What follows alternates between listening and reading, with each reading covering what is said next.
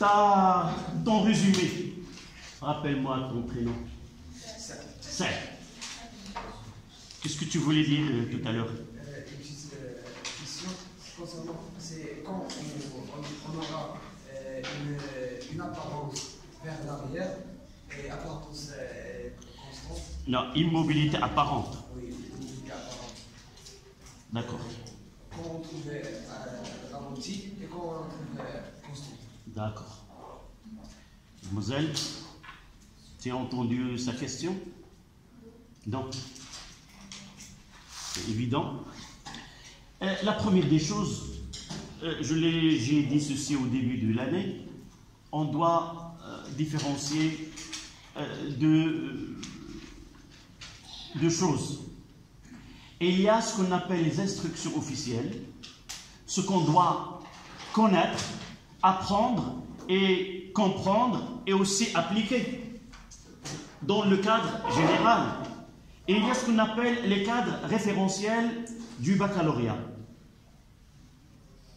Ça veut dire que le ministère de l'Éducation nationale nous a demandé d'enseigner certaines compétences, des notions qu'on doit les enseigner. Mais au niveau de l'examen du baccalauréat, il y a des titres qu'on doit traiter et d'autres titres, on ne peut pas les trouver dans l'examen. Par exemple, nous avons parlé de la variation de l'élongation d'un point avec un autre, comment passer d'un examen. Et j'ai dit que dans certaines, vous devez vous rappeler de ceci, dans certaines choses, on n'aura pas au baccalauréat. Par exemple, ce mouvement apparent dans le sens conventionnel ou dans le sens inverse, tu n'auras pas un exercice de ce type. Donc d'abord, ce phénomène, l'étude des phénomènes périodiques, vibratoires ou oscillatoires, ou d'une façon générale rapide, nécessite des techniques. Donc là, nous avons parlé de la technique de la stroboscopie. C'est un phénomène qui est lié à l'œil. Généralement, ce sont des illusions. Ce n'est pas de la réalité. Donc, on doit expliquer ce phénomène-là à partir de cette étude. Mais ce qu'on va retenir, après avoir terminé cette partie, ce qu'on doit retenir, c'est quoi? C'est que nous aurons par la suite un phénomène qui est périodique pour une onde qui se propage le long d'une corde et nous voulons déterminer sa fréquence. D'accord? Nous avons une onde qui se propage à la surface d'un liquide dans un cuve à onde et nous voulons déterminer la fréquence de cette onde qui se propage. Qu'est-ce qu'on aura comme conclusion de cette étude par stroboscopie? Que avoir une immobilité apparente nous permet de déterminer la fréquence de ce phénomène que nous étudions. D'accord? C'est-à-dire, on aura une corde, on essaie une corde vibrante, rapide, l'œil ne voit aucune forme bien définie, c'est uniquement une forme qui est d'Ababia, c'est cette forme-là, et par la suite nous utilisons cette technique pour avoir cette forme-là et dire que si nous observons, voilà la conclusion, si nous sommes devant un phénomène qu'on peut suivre avec l'œil, mais il est rapide, et ce phénomène-là, il est périodique, nous pouvons utiliser la stroboscopie pour déterminer la fréquence de ce phénomène. D'accord? Si on ne voit pas? Non, écoute. Dans un exercice, on utilise afin d'arriver à la fréquence de ce phénomène. Si on ne voit pas, ce n'est pas une technique qui est... Donc c'est... Dire les ondes, dans un circuit électrique, on n'aura pas la stroboscopie. Donc la stroboscopie, c'est une technique liée. Tu n'as pas bien suivi la phrase que je viens de citer. La stroboscopie est adéquate et utilisable lorsque l'observateur est devant un phénomène qu'il peut suivre à l'œil, mais il est très rapide. Pour le rendre lent ou pour l'immobiliser, on utilise un circuit, il y a un courant électrique. Je ne peux pas voir des électrons qui sont très rapides. Non, je ne peux rien voir. Donc cette technique de stroboscopie n'est pas à choisir pour déterminer ce que se passe dans un circuit électrique. Oui. Si vous avez dit que la stroboscopie, c'est un phénomène qui est rapide. Non, la stroboscopie, c'est une technique qui permet de suivre un phénomène périodique rapide. Mais vous avez dit, on peut le rendre lent. Oui, voilà, c'est ça le paradoxe de cette technique-là. C'est ça le paradoxe de cette technique. C'est comme, c'est quoi en réalité ce phénomène, même si ceci ne représente que 0,5 comme point dans l'examen du baccalauréat, mais quand même on en parlera. C'est comme j'ai un film, une succession d'images, et qu'est-ce qu'il fait cette stroboscopie? Il me prend une seule image là, et il choisira la même image plus tard. La même image plus tard. Ceci est supprimé pour l'œil. Mais en réalité, il n'est pas supprimé. Nous avons joué sur quoi? Sur l'œil et sa persistance. S'il y a il n'y a pas de lumière, on ne voit rien. Là, c'est l'obscurité, rien. La lumière, cette image. La lumière, cette image. La lumière, cette image. Donc l'œil, et avec elle le cerveau, elle a l'illusion, c'est une illusion, l'illusion de voir comme si devant lui une photo bien définie, sans qu'il y a un vidéo ou une image qui est au mouvement. C'est la technique, je te laisse voir ce que je veux. Je te laisse voir ce que... Pourquoi? Parce que j'ai joué sur le principe de la vision des personnes. Obscurité, tu ne vois rien. Lumière, tu vois. Donc, je vais donner la lumière à l'instant où je veux et sur l'image que je veux, sachant en réglant la fréquence de derrière. D'accord? Donc, en résumé, comment on pratique? Comment on va trouver ceci? Par exemple, nous avons une corde qui vibre. Nous utilisons un stroboscope. Nous réglons la fréquence de telle façon à avoir l'image suivante, donc une immobilité. Mais dans cette image, dans cette fréquence, nous avons déjà dit que la plus grande fréquence de stroboscope est celle qui correspond au phénomène étudié. C'est-à-dire, avec des fréquences différentes, je peux obtenir des immobilités apparentes. Mais une de ces valeurs que peut prendre la fréquence de stroboscope, la seule qui coïncide avec celle du phénomène étudié. Et nous avons montré, nous avons dit que F est égal à K fois FE. Lorsque K est égal à 1, ça veut dire que la plus grande valeur de la fréquence de stroboscope, nous sommes arrêtés sur ces F de stroboscope est égal à F sur K. La plus grande valeur correspond à la plus petite valeur de K. Et de là, donc, la valeur de stroboscope, la plus grande valeur qui donne cette immobilité est celle du phénomène. D'accord? On passe à 2 en chiffres romains. Onde mécanique progressive périodique le long d'une corde.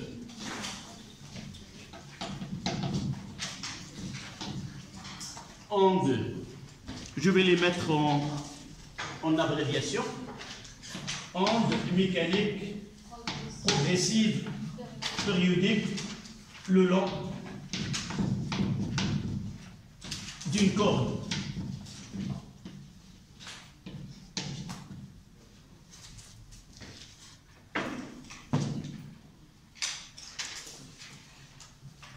Donc, quoi qu'il soit, si j'arrive d'ici, même si on passe je vais essayer de faire trouver ce matériel et on peut le passer voir de l'autre côté. Donc, dans ce cas-là, j'utiliserai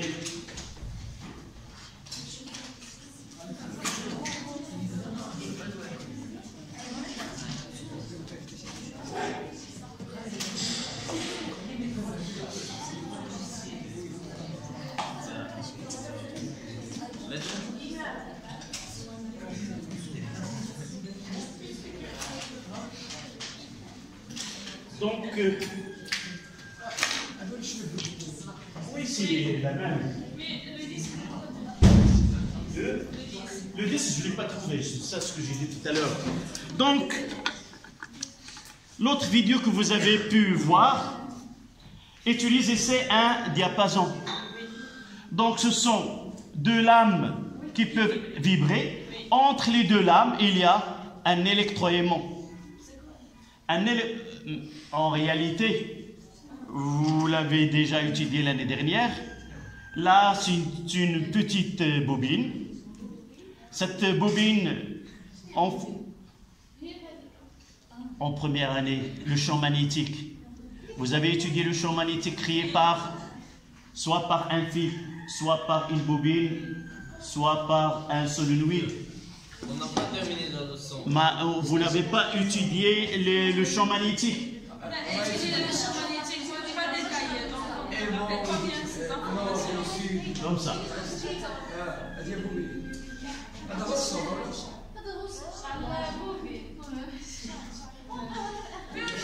De toute façon, de toute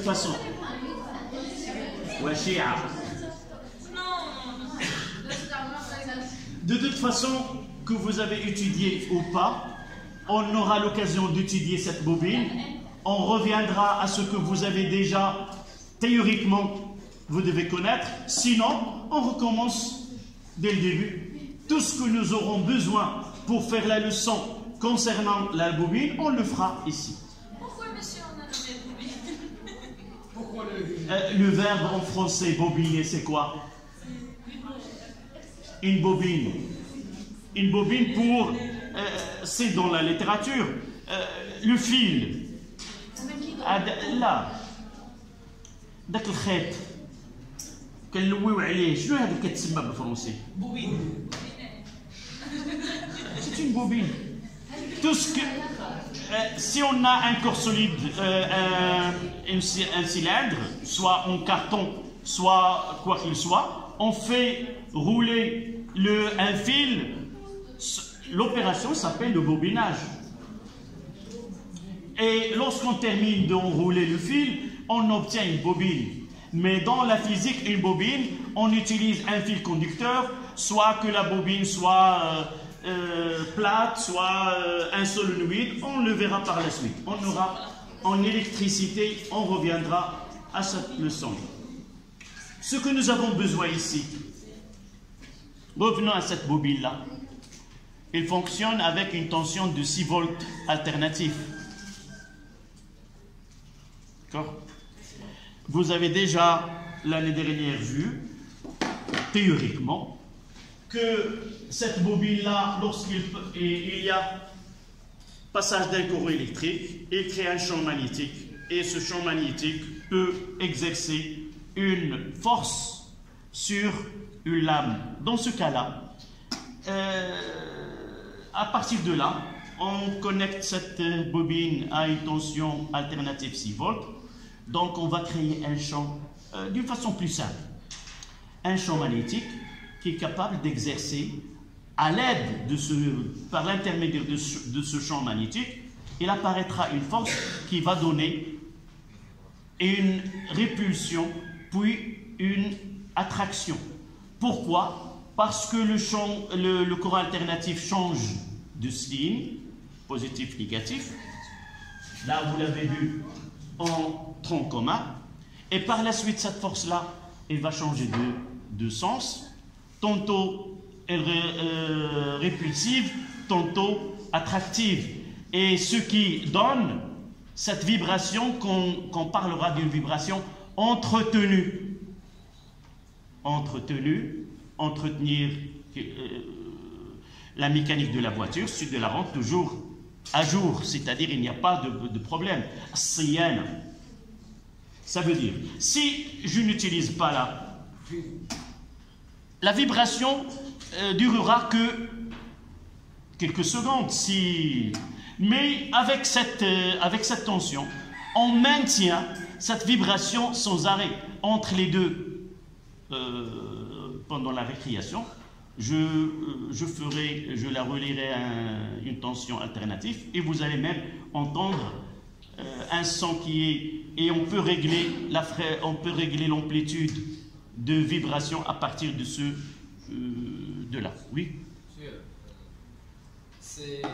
Ce champ magnétique, cette force, ne va-t-elle pas affecter le métal qui est là-bas? Non. Une force, quel est l'effet d'une force? C'est quoi? D'une façon générale, soit maintenir l'équilibre d'un corps, soit maintenir l'équilibre d'un corps avec d'autres forces, soit de provoquer un mouvement. Donc, il n'y a pas autre chose que les effets d'une force, ces deux. Soit participer dans l'équilibre de ce corps-là, par exemple poids, il y a mon poids, il y a l'action de la Terre, les deux assurent un équilibre. Si je tiens un fil, une corde, et quelqu'un m'attire, il y a une force, cette force-là, elle va me faire sortir de mon équilibre et entrer en mouvement. Ou dévier le mouvement, ça dépend de... Donc là, il n'y a pas, entre guillemets, de danger. Peut-être tu parles de danger. Non, pas de endommagé. Oui. Ouais, danger, endommagé, c'est de la même famille. D'accord? Rien ne se produit. Elle est là depuis que je suis ici. Et il n'a pas dit qu'il souffre d'une maladie à cause de cette bobine-là. Ce que nous voulons dire là, oui. Non, on parlera ici. Donc, on ne va pas faire un cours que nous n'aurons pas besoin pour la suite. On parlera de cette bobine dans le cadre de cette expérience-là. Donc, nous avons ici deux lames. Ces deux lames, une branche de cette lame, on a utilisé un fil. Au-dessous à l'extrémité, on a accroché une masse. Normalement, on doit mettre du coton ici et le mettre dans l'eau parce que cette énergie ou cette onde qui va se propager ne doit pas se réfléchir et donner une onde qui est une onde réfléchie. Et cette onde-là, elle peut nous donner un phénomène qui dépasse notre programme. Donc pour nous, d'abord, on va créer ici ce qu'on appelle une onde mécanique progressive périodique. Ça veut dire quoi? Ça veut dire que le mouvement de ce diapason ou de cette lame doit être, évidemment, doit être de telle façon comment? Répétitive. Oui, répétitive dans le même intervalle de temps. Mais si j'utilise un stroboscope, c'est ça. C'est là où on va utiliser la technique de la stroboscopie. Donc là, d'abord, cette bobine, elle est reliée à la tension que nous avons ici. Quelle est la fréquence de la tension commerciale que nous utilisons? 6, vous avez dit. Non, dans la maison, un appareil. Lorsque tu prends un appareil à la maison, il y a une petite... là, et on lit sa puissance, la tension et aussi la fréquence. La fréquence délivrée au Maroc, c'est 50 Hz. Il y a des pays où ils ont la fréquence 60. La fréquence de courant alternatif qu'ils ont. Non, 50. Et la tension de 120.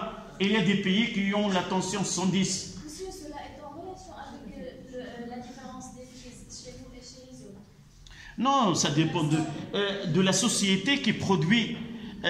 Pour eux, ils ont choisi la tension 60 et les appareils qu'ils utilisent doivent mentionner 60 Hz. Si vous achetez un appareil des États-Unis, il ne fonctionnera plus ici. Non. Ça À moins si tu l'achètes avec une fréquence de 60, où elle varie. Mais généralement, venir d'un pays où il n'a pas la même fréquence, ces appareils, c'est pour cela qu'on mettra une petite notice sur laquelle on lira, c'est la fréquence, la tension et la puissance de cet appareil. D'accord? Revenons à cette corde vibrante. D'abord, j'ai dit qu'il est relié à une tension dont la fréquence est 50 Hz. Ça veut dire là que ce mouvement répulsif et attractif, elle a la même fréquence. Donc, sachant que la tension délivrée est 50, la fréquence de vibration de la lame est aussi 50 Hz. Si nous la relions à une fréquence autre, la lame, elle va vibrer de la même fréquence que celle de courant qui fait fonctionner cette bobine. D'accord? C'est la première des choses. Donc, en faisant fonctionner ce diapason, la première des choses, on verra, quand vous avez vu si vous avez vu la vidéo, on verra sans stroboscope une vision qui est floue, comme si la lame ne vibre pas. Mais lorsque nous utilisons le stroboscope, nous regardons un mouvement qui est apparent, mouvement apparent plante, et on peut régler de telle façon à voir, c'est ça le plus important. C'est la lame et le fil apparaît immobile, mais le fil, il a une forme sinusoïdale. Je vais vous montrer la vidéo tout à l'heure. Donc, ça veut dire quoi? Ça veut dire que la lame et la corde, ils vibrent ou elle est en mouvement avec la même fréquence. C'est ça l'utilité de la stroboscopie ici. Et comment on change? Si on change, il va diminuer. Comment? Si on a changé la fréquence. Quelle fréquence? Non, celle-là. La prise de courant, il est là. Celui-là. Je ne peux pas changer. Je ne peux pas changer 50 Hz. À moi, si j'utilise un appareil qui permet de faire cette transformation-là, d'accord. Mais en prenant une prise de courant ici, la fréquence, elle est 50. Le problème, c'est quoi? C'est mon stroboscope qui va commencer avec une fréquence, par exemple, de 40, de 120, et je vais essayer de tâtonner et faire arriver à la fréquence qui donnera l'immobilité. Dans ce cas-là, je trouverai 50 Hz lorsque je règle la fréquence sur 50 Hz, j'aurai une immobilité apparente. Lorsque je le règle sur 100 Hz, j'aurai l'immobilité apparente, 150 et ainsi de suite, en appliquant la relation que nous avons écrite là, que F est égal à K fois F des éclairs. D'accord? C'est ça l'utilité de ce que nous avons. En réalité, le paragraphe 1, c'est uniquement une introduction de savoir comment on peut déterminer la fréquence d'un phénomène qui est rapide devant nous. La première des choses, c'est une corde, et par la suite, on verra, là, le stroboscope, il est intégré sur un cuve à ondes. Même le cuve à ondes, vous avez cette vidéo sur le même groupe, mais là, on peut le voir dans la salle d'à côté. D'accord? Donc, onde mécanique progressive le long d'une corde, on va faire ce schéma.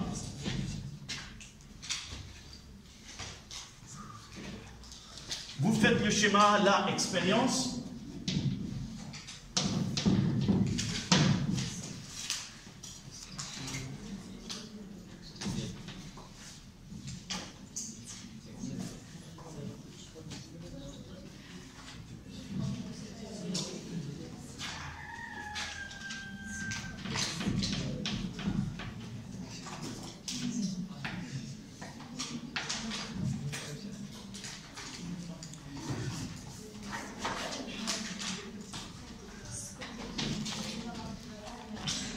Je mettrai là avec une flèche. Ça veut dire cet aimant-là, qu'est-ce qu'elle va faire? Elle provoque un mouvement de va et de vient de ces deux branches de diapason.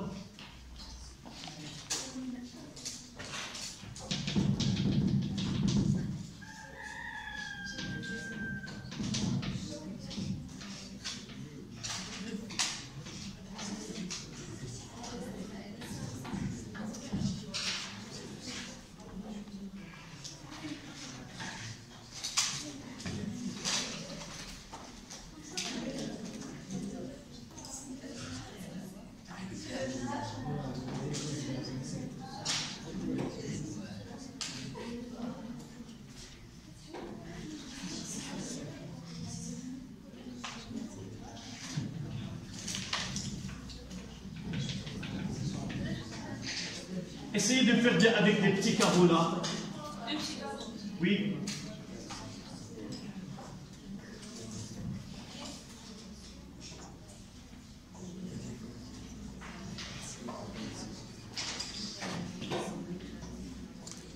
Et là, on mettra un stroboscope.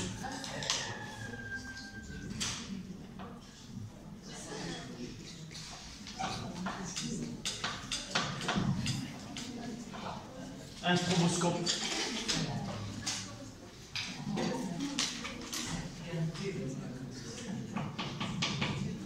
De fréquence NE.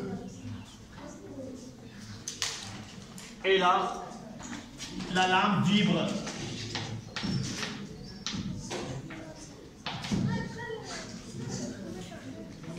Avec F.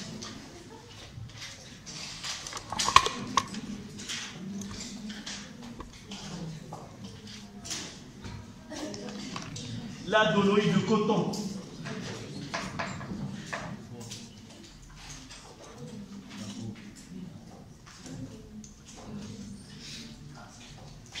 Le coton, il absorbe cette énergie qui se propage le long du fil afin de ne pas donner une réflexion.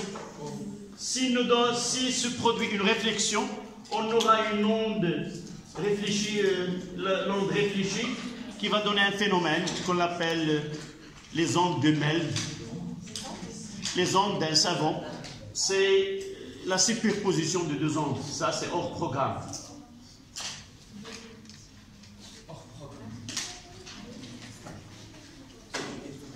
Et là, à la lumière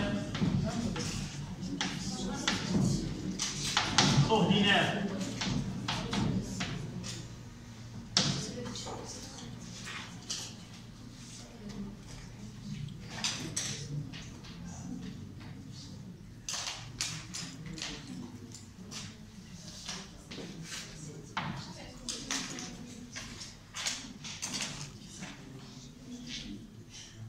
là, c'est un diapason.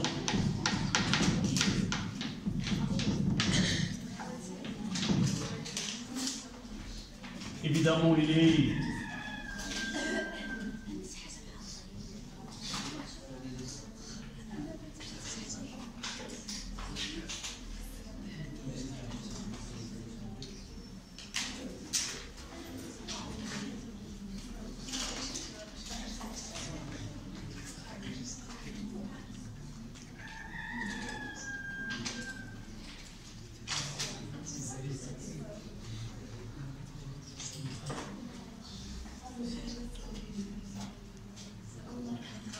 le stroboscope.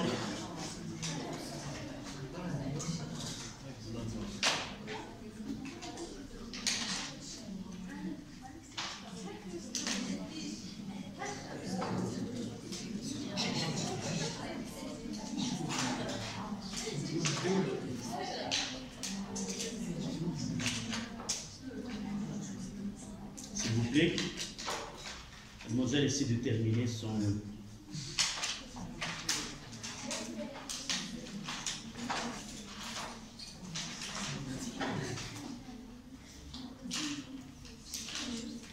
Donc, si nous utilisons de la lumière ordinaire, le diapason apparaît flou.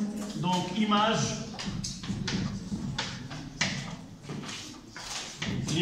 est floue.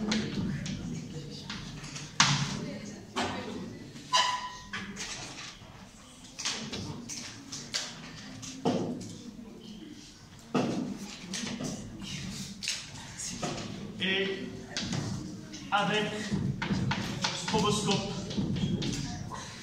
s'il vous plaît.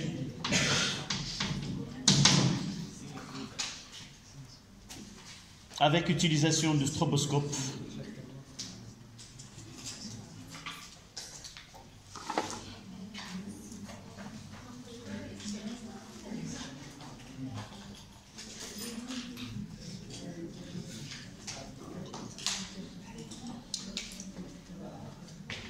Lorsqu'on règle, oui. Qu'est-ce que c'est? À la lumière ordinaire, l'image est floue. Diapason.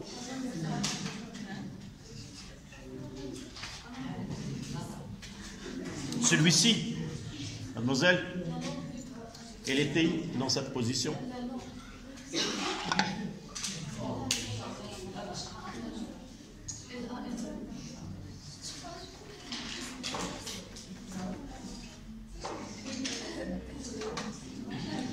Donc, lorsqu'on règle la fréquence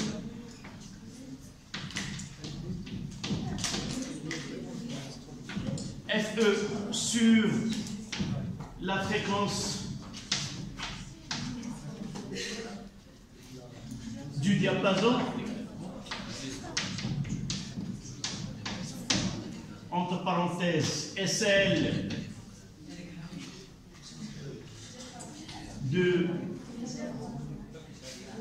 la corde,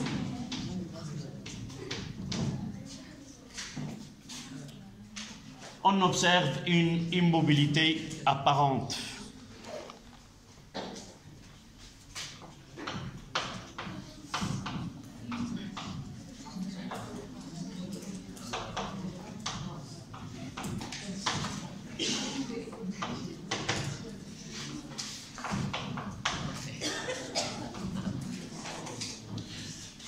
Du diapason et de la corde.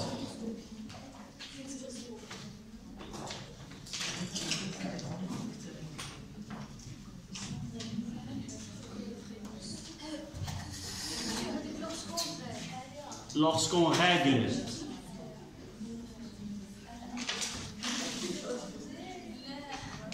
s'il vous plaît.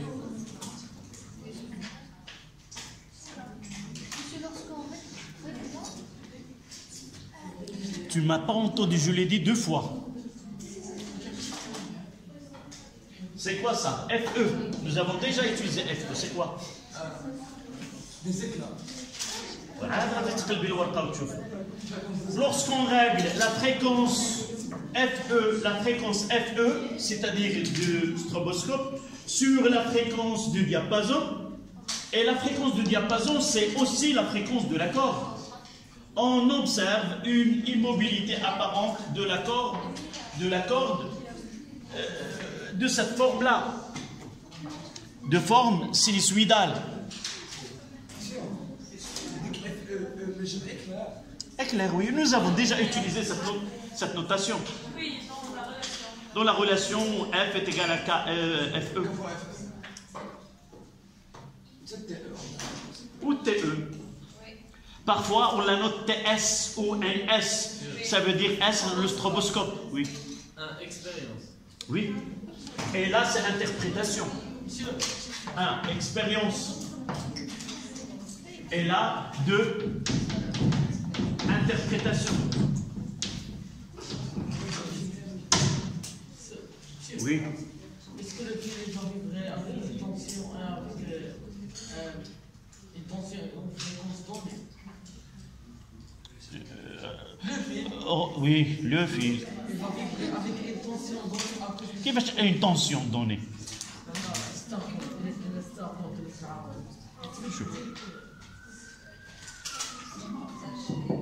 Cet électroaimant ne peut supporter qu'une tension de 6 volts.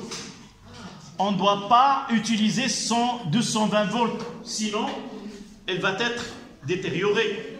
Donc celle-là ne fonctionne que de 6 volts.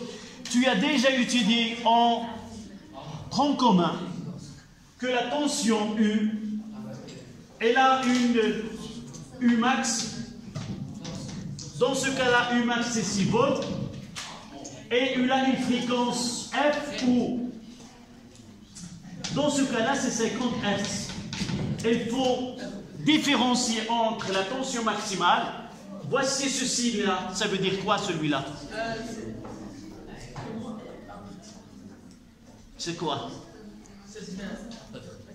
Alternatif. Il y a le courant continu. Et il y a ce symbole-là. Ça veut dire que la tension doit être alternative. Ça fait?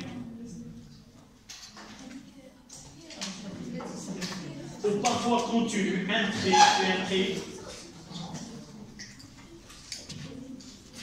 Ça y est?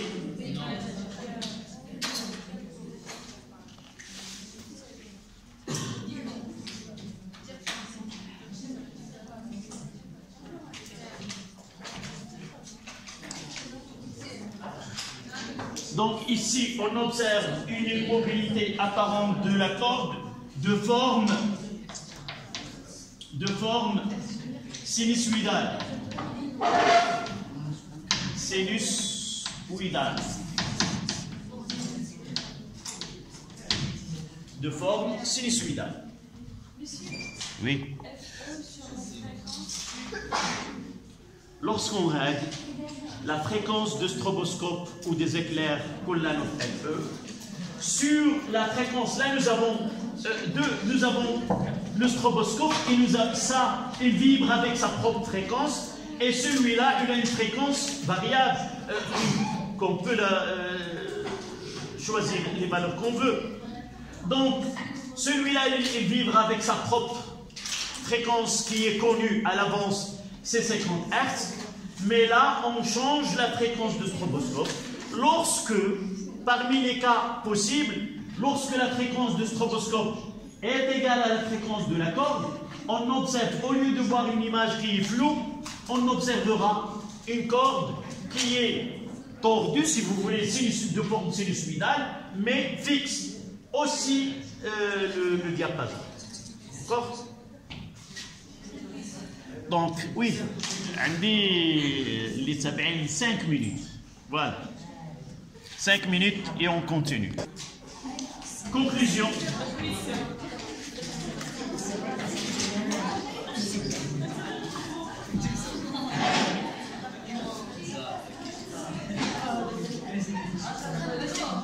Yann, conclusion.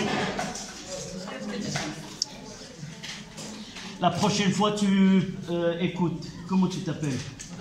Badreddin. La prochaine fois, tu poses ta question en arabe. Si tu arrives à traduire ce que tu veux en français, tu peux donner un sens qui n'est pas désiré, c'est pas ce que tu veux.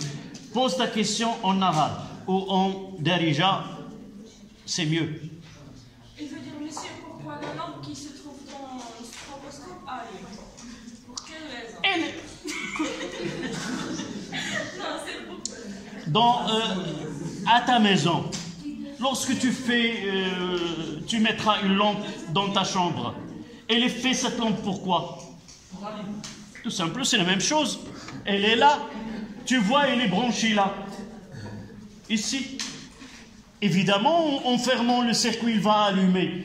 C'est une lampe, mais dans sa lumière, le nombre d'éclairs donné, on peut le régler par la suite. Celle-là, c'est 50 fois. Celle-là, c'est 50 fois. Elle s'allume, 50 fois, elle brille, elle s'éteint.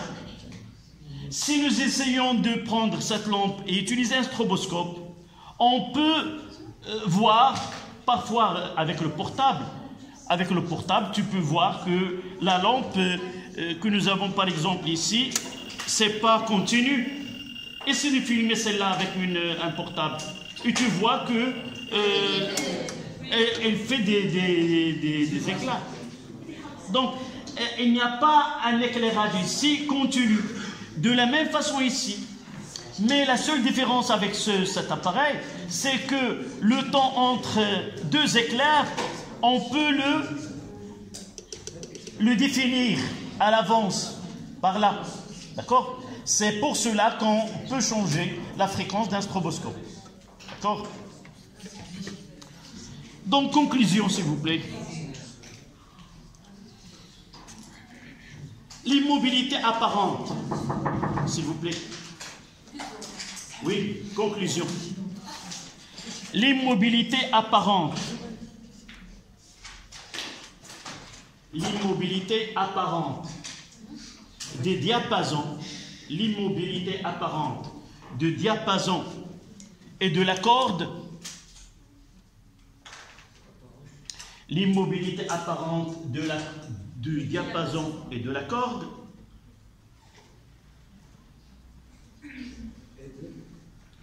l'immobilité apparente du diapason et de la corde, montre que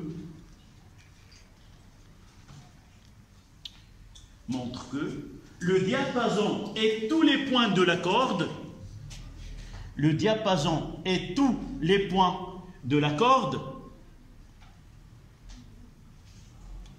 effectuent le même mouvement, et tous les points de la corde effectuent le même mouvement avec la même fréquence. Effectuent le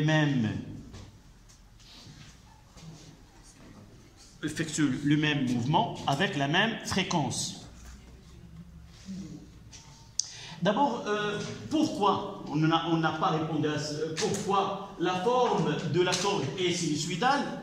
Tout simplement parce que le courant utilisé, c'est un courant alternatif sinusoïdal.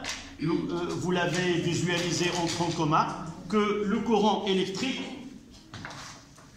c'est une fonction qui est sinusoïdale, et par la suite, toutes les grandeurs qui dérivent de cette intensité qui est sinusoïdale auraient la même fonction qui est sinusoïdale. D'accord? Donc la vibration dans la corde, ça sera une forme sinusoïdale. Malheureusement, on ne fait pas l'équation de cette forme. L'équation de cette forme, c'est une équation qui est sinusoïdale. Y est égal à A sinus oméga t 2pi sur t plus phi. C'est la fonction sinus. Mais pour nous, on ne l'utilise plus dans notre programme. Non, ni sciences maths, ni sciences physiques. Elle était avant dans le programme, donc pour les sciences mathématiques, et même en première année sciences maths, on traitait ces équations-là.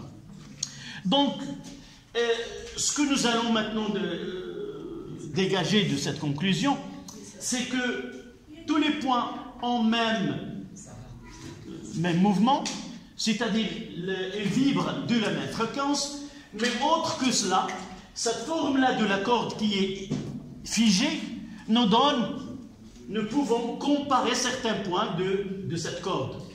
Par exemple, ce point-là, avec un autre point.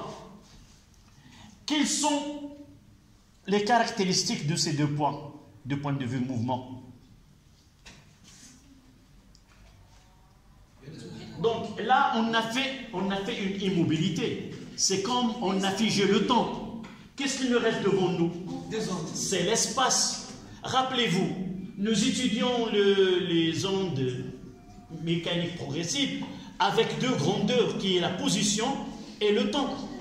Nous avons dit que deux points, ce qui se produit en un point, se produira en autre point avec un retard de temps.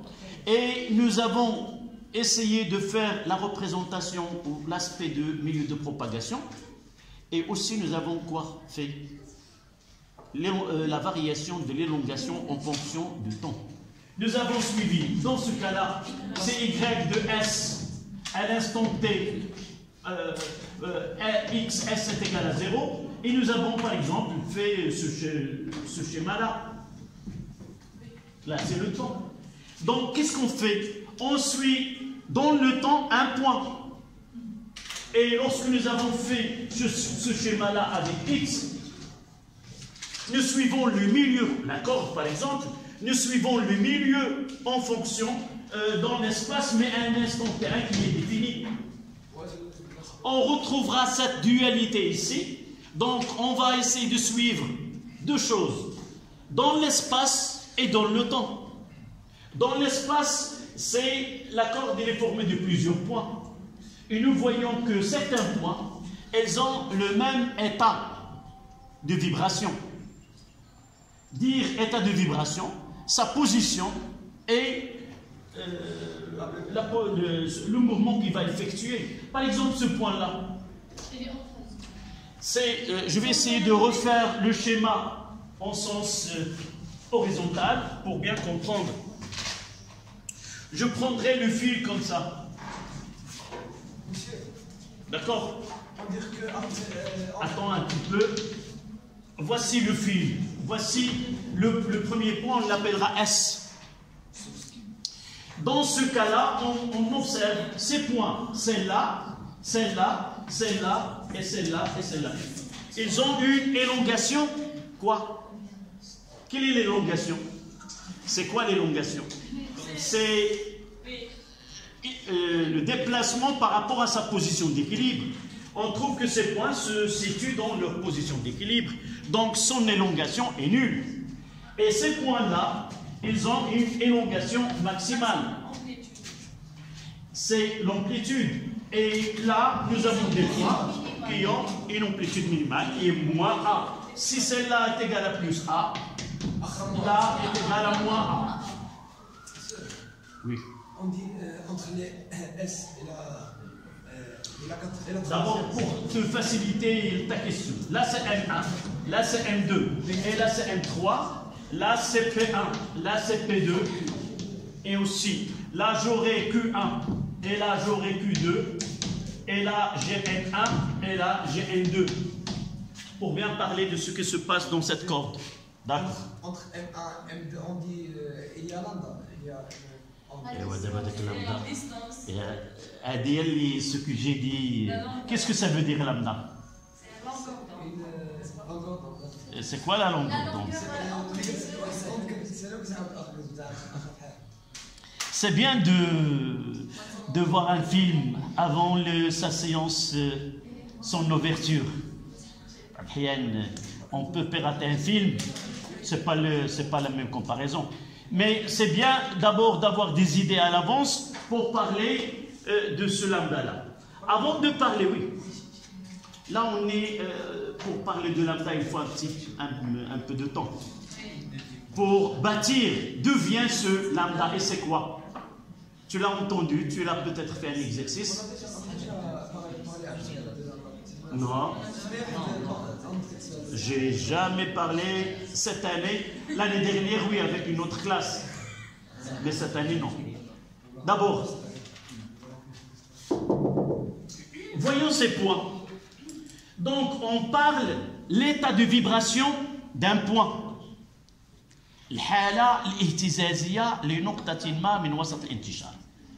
Comment on va la définir? De deux choses. D'abord, son élongation. À quoi elle est égale?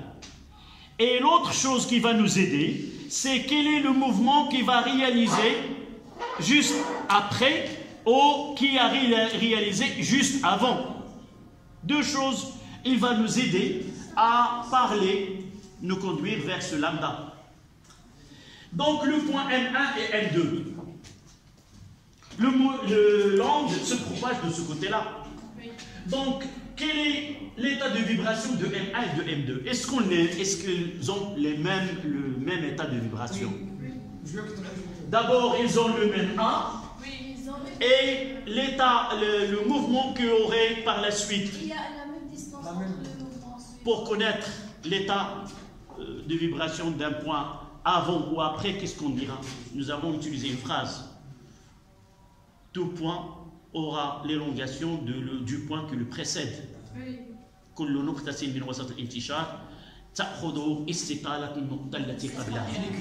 D'accord? Donc ici, il va prendre celle, donc il va descendre vers le bas. Et là, il va descendre aussi vers le bas. Donc on dira que M1 et M2, elles ont même état de vibration. Et on voit que ces deux points-là, deux points successifs, ont même état de vibration, sont distants d'une distance qui est bien définie, et ils se répètent au cours le long de la corde, et on dira que ce lambda, c'est une grandeur qui nous donne une périodicité dans l'espace. On parle de la corde, donc X, là c'est X, donc c'est une périodicité spatiale. Et cette périodicité spatiale, on la note lambda et on l'appelle la longueur d'onde. C'est une grandeur qui caractérise cette onde qui se propage le long de la corde. D'accord? Prenons Q1 et N1. Prenons Q1 et N1. Comment ils sont? Oui. D'abord, on commence. Il faut toujours appliquer cette logique. La première des choses, l'élongation. Si je trouve que l'élongation est différente, je ne vais pas les comparer. Oui.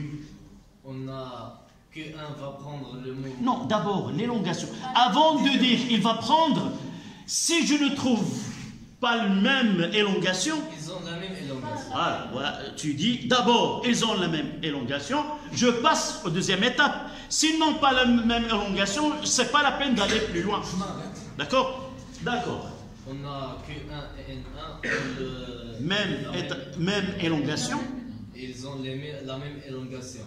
Et on a que... L'état de vibration suivant, par exemple. Différent. Oui, à haute voix. Donc Q1. l'état de Q1 va prendre le même état que... Oui, c'est-à-dire, tu vas me dire que Q1 il va monter ou il va descendre. Il va monter. Et pour N1, Il va descendre. donc ils n'ont pas le même état de vibration. Dans ce cas-là, on parlera en opposition. Celle, il va monter et l'autre, il va descendre. Prenons N1 et P1. Aussi, En valeur absolue, ils ont même élongation. La valeur absolue même, mais celle-là, elle va descendre et celle-là, elle va monter. Oui. Pour l'élongation, est-ce que l'élongation est égale à la somme des valeurs absolues des élongations partielles ou pour parler d'élongation partielle, d'élongation totale, là on ne précède pas de couper. Là nous avons des points, on parle d'élongation d'un point. Il n'y a pas d'élongation partielle. On ne fait pas édifier une élongation à partir une séparation comme nous avons fait par exemple en première année. Lorsque nous avons parlé de travail total, nous avons parlé de travail élémentaire. Et nous avons dit que le travail total, c'est la somme des travaux élémentaires et on passe par point pour construire. Là, non. Là, ce que nous aurons dans les exercices, il nous donne un milieu où il y a une onde. Si on nous donne en fonction du X, il y a des points. Il nous demande comment comparer l'état de vibration de M1 et de M2. D'accord? Donc, en conclusion de cette comparaison-là, ces deux points-là, on va dire que des points qui ont même état de vibration ils vibrent en phase, d'accord? Ou même état de vibration où ils vibrent en phase. Et la distance, c'est ça le plus important, la distance qui sépare deux points qui ont même état de vibration est un multiple d'une distance caractéristique de cette onde, qu'on l'appelle la longueur d'onde et on la note lambda. Son unité dans le système international, c'est le mètre. Et c'est quoi lambda? Donc d'abord, la définition. On trouvera dans les exercices définir la longueur d'onde. La longueur d'onde, à partir de cette partie-là, on verra une autre définition. C'est la distance que sépare deux points successifs qui ont le même état de vibration. Qu'elle soit, dans ce cas-là, par exemple, élongation maximale, minimale, ou ces deux points, aussi, ils vibrent en phase. Parce qu'ils ont une élongation qui est nulle, mais les deux, ils vont monter vers le haut. D'accord? Donc, on passe à 1.4. C'était, non, 1, expérience, interprétation, conclusion, et ça sera 4. La périodicité, et on va finir avec la périodicité spatiale. D'accord? S'il vous plaît. Périodicité spatiale. Et vous allez faire ce schéma-là.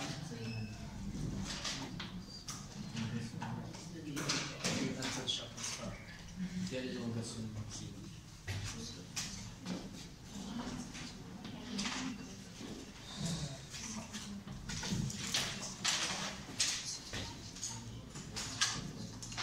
Là, c'est la corde.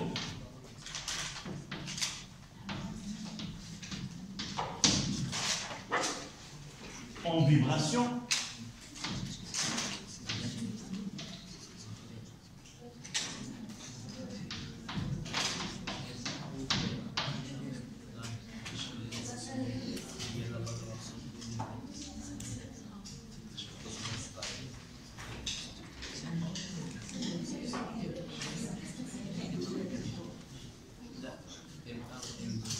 Donc,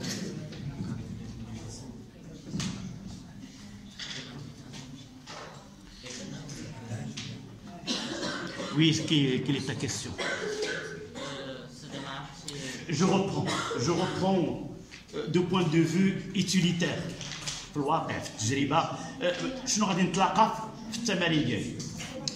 Donc, s'il vous plaît, en pratique, comment on traite cette périodicité spatiale? Soit qu'on vous donne un schéma sur lequel on a schématisé, par exemple, on s'unit une corde à un stroboscope, puis on fait l'aspect de la corde lorsque on a cette immobilité. D'abord, nous avons des points. La première des choses qui peut être traitée, c'est que qu'est-ce que ça veut dire avoir une immobilité apparente de la corde sous cette forme qui est sinusoïdale? La première des choses, c'est quoi? Tous les points vibrent avec la même fréquence, puisqu'ils sont tous immobiles, donc l'immobilité apparente, mais en réalité, ils vibrent en mouvement. Donc ce mouvement-là est là la même fréquence pour tel point. C'est la première des choses. La deuxième des choses, soit qu'on vous donne un schéma et on vous demande, par exemple, la première des choses, calculer la longueur d'onde lambda. Avant de calculer, nous avons dit que ce lambda, c'est une distance qui sépare deux points successifs qui ont le même état de vibration. Maximal 2, c'est pour le cas de c'est facile de les. Voilà lambda. Voilà aussi lambda. Et si on vous demande, par exemple, quelle est la distance entre Q1 et N2, par exemple, on verra donc Q1 de là à là, c'est quoi? C'est lambda, même état de vibration. Et la première des choses, il faut calculer N2, l'état de vibration de N2 avec Q1. Qu'est-ce que tu remarques si tu les compares? Est-ce qu'ils ont le même état de vibration, ces deux? Comment? S'il vous plaît, Brahim, tu lui laisses. Compare Q1 et N2. La première des choses, ils ont une élongation qui est nulle, tous les deux. La deuxième, est-ce qu'ils ont le même état de même mouvement suivant qui ont le même mouvement d'avant? Non. Comment? Celle-là, le mouvement qu'il y aurait par la suite, c'est celle-là vers le bas. Et celle-là vers le haut. Donc, ils sont en opposition de phase. Ils vibrent en opposition de phase. Et là, c'est quoi? C'est lambda plus lambda sur 2. On va donner ces relations qui lient des points. Monsieur, on peut dire 1,5. Là, 1,5. On écrira 2K plus 1 sur 2 fois lambda. C'est en opposition de phase. En opposition de phase. Mouvement, l'une en haut, l'autre vers le bas. Ça y est? Donc, vous mettez le titre et le schéma.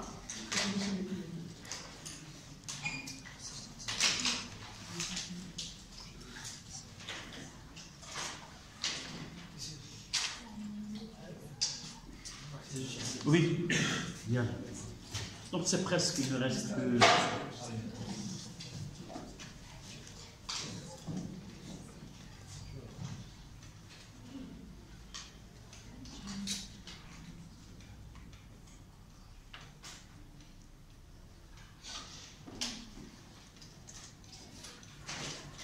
Donc, ce terme, périodicité spatiale, ça veut dire quoi?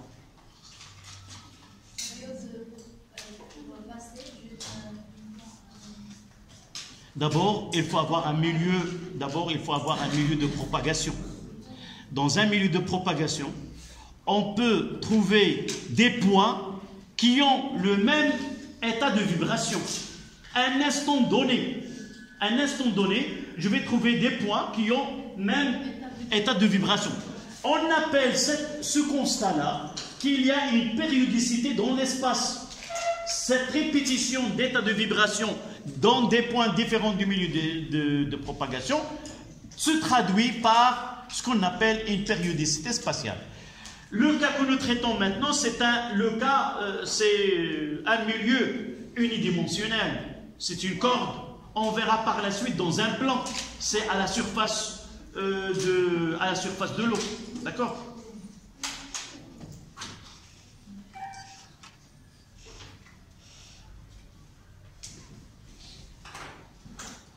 Donc on écrira avant que la sonnette... oui, 2 phrases.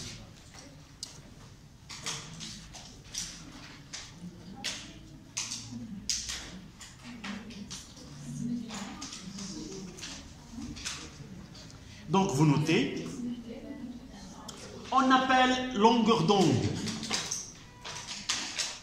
On appelle longueur d'onde, notez lambda. On appelle longueur d'onde, notez lambda. Vous la voyez là, c'est déjà noté.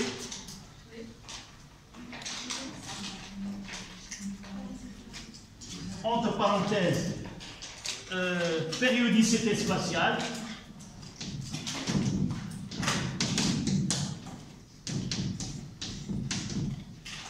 On aura par la suite la périodicité temporelle dans le temps, périodicité spatiale, la distance qui sépare 2 points successifs, la distance qui sépare 2 points successifs qui ont le même état de vibration,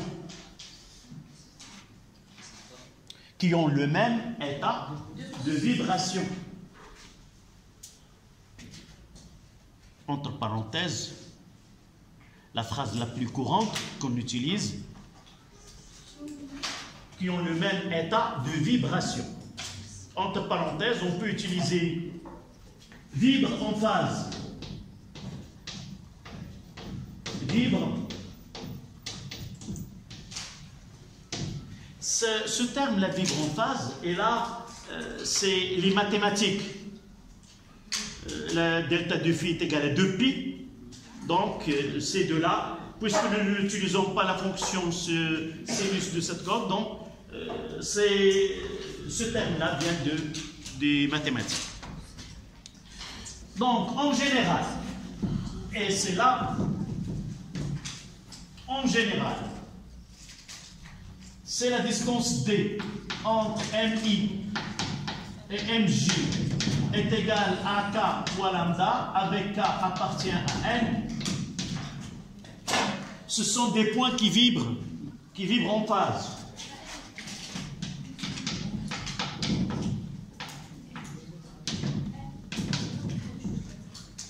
Qui vibrent en phase. Et le deuxième, et c'est là où on va finir, oui, IJ, 1, 2, 1, 3, 1, 5. On aura plusieurs fois IJ.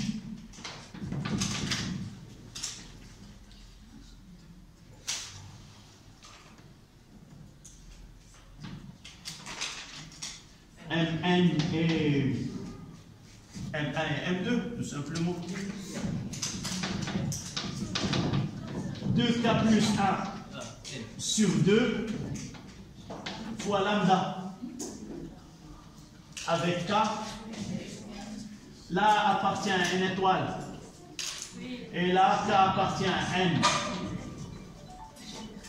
Des points vibrent en opposition de phase. Oui, c'est le mien.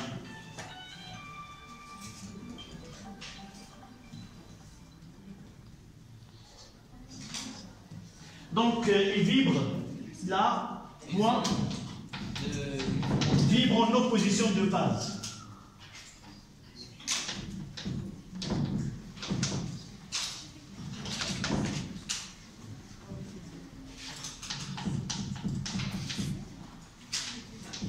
en opposition de phase.